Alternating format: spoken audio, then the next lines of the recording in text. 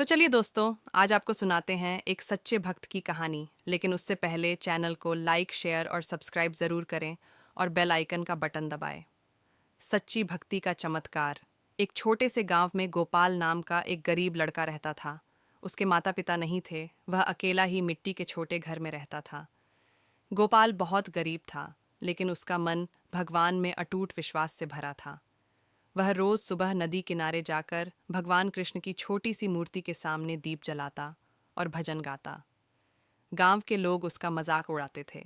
वे कहते, अरे गोपाल, भगवान भला तेरी क्या मदद करेंगे।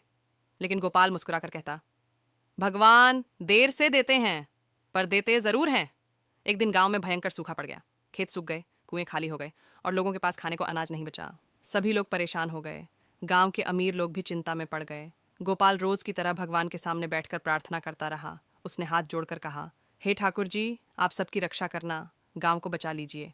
उस रात गोपाल को एक सपना आया। सपने में भगवान कृष्ण ने मुस्कुराते हुए कहा, कल सुबह पीपल के पेड़ के पास जाना।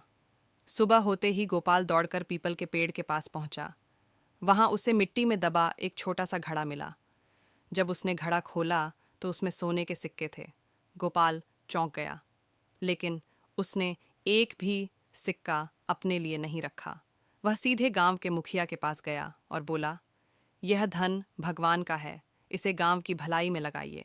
उस धन से कुएं खुदवाए गए, अनाज खरीदा गया और पूरे गांव की मदद हुई। कुछ ही दिनों बाद काले बादल छा गए, जोरदार बारिश हुई और खेत फिर से हरे भरे हो गए। गांव वालों को अपनी गलती का एहसास हुआ। वे गोपाल के पास आए और माफी मांगी। गोपाल ने मुस्कुराकर कहा, चमत्कार धन में नहीं, विश्वास में होता है। उस दिन से पूरे गांव ने सच्ची भक्ति और विश्वास का महत्व समझ लिया। और गोपाल, वह पहले की तरह ही साधारण जीवन जीता रहा, लेकिन अब पूरे गांव के दिल में उसके लिए सम्मान था। कहानी की सीख। सच्ची भक्ति और निस्वार्थ भाव से किया गया विश्वास कभी व्यर्थ नहीं जाता। भगवान हमेशा सच्चे मन वालों का साथ देते हैं।